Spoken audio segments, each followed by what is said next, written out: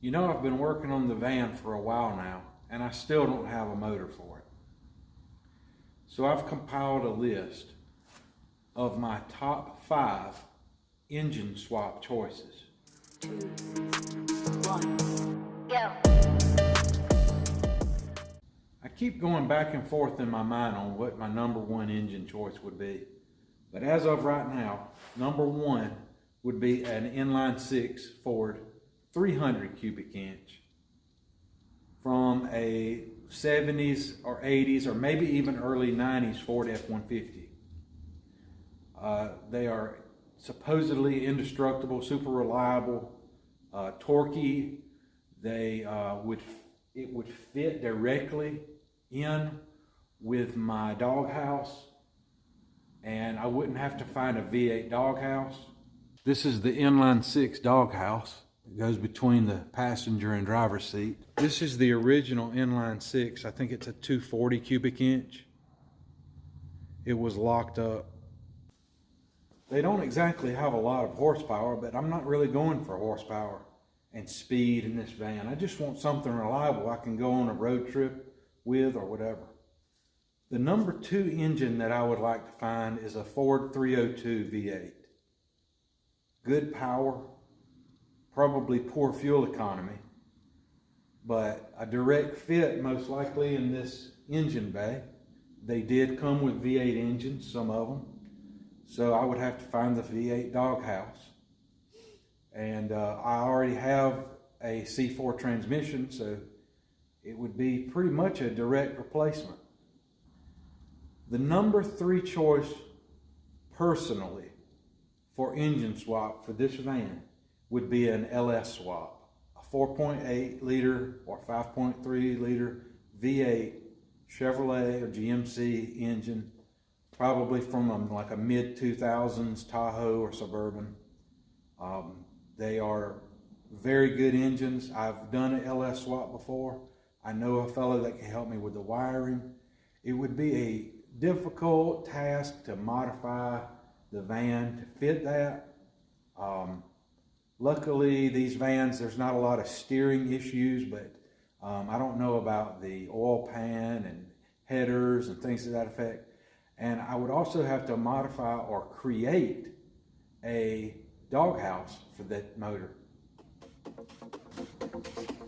This is the truck I did an LS swap on before.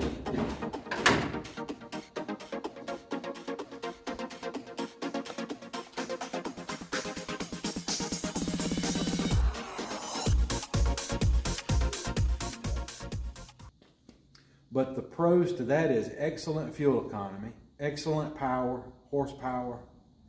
I would have to get a transmission as well, so that's kind of a con. And they are so popular that they're getting hard to find in a way. I've been looking for quite some time for one, and one hasn't exactly fallen in my lap. The number 4 engine choice for my swap to my van would be an EcoBoost Ford 4-cylinder or 6-cylinder engine, turbo. The downfall of that is that I feel like it would be an extreme learning curve putting that motor in. However, there is a channel here on YouTube where a guy has done this, and it's called Northeast Florida Redneck Customs or something to that effect. Look him up if you want to see his EcoBoost swap. And my 5th choice and final would be maybe a small block Chevy. If I could find one and it ran really good and I could hear it run and there's nothing wrong with it, why not? You can't beat those motors. They are cheap to modify, parts are everywhere. You can't go wrong. My Monte Carlo has a small block Chevy. Of course, small block Chevy belongs in a Monte Carlo and not in a Ford van, and so that's why I have it as my 5th choice. But here's my problem. I have found out the hard way. It is harder than ever to source an engine. Just crappy junk trucks that would otherwise be in salvage yards are being patched up and sold for $5,000 and $6,000 and $7,000 now. So just trying to find a whole car or truck to rob the engine out of is near impossible now, and just not financially advisable at all. And you just can't trust people on Facebook Marketplace that claim that this motor is good or whatever, and you just see a picture of it and it's just turned upside down in a corner of some barn. Looks like it's been there for 80 years.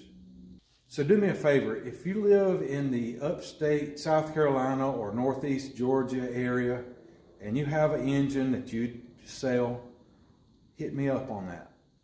And if you're out there and you have an opinion on what motor I should swap into the van, put it in the comments. I'll respond, I always do. And like the video, and don't forget to subscribe. Now, let's get on to showing you the wheels that I found at the swap meet. Here are the Keystone Classics that I got at the swap meet. 15 by 8. It's got a good offset to it.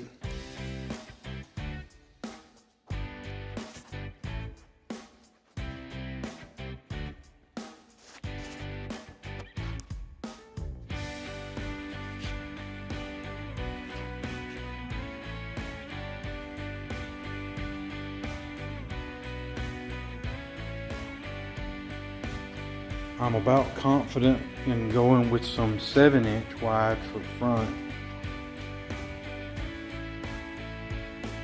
This is the 8-inch in the front, and it sticks out about 1 inch too far. The front Keystone mag came in 15 by 7. The difference in the width is all on the face side, so it means the wheel won't stick out as much in the front. And with a slightly different track width in the back than in the front, it makes for a perfect, in my opinion, look. A little bit staggered, 15 by 8s in the rear, 7 in the front. And I'm going to put some big tires in the back.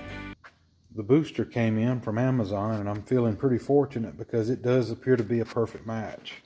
I couldn't find this booster anywhere else on the internet. Okay, so before I go, I'll show you. I've taken apart the booster bracket and sandblasted that, but it's really rusty, so I put some rust converting primer on it. Here's the other part. This is the moving mechanism. I didn't want to put it in the sandblaster and get sand all in the moving parts. So I cleaned it up, and it'll be painted.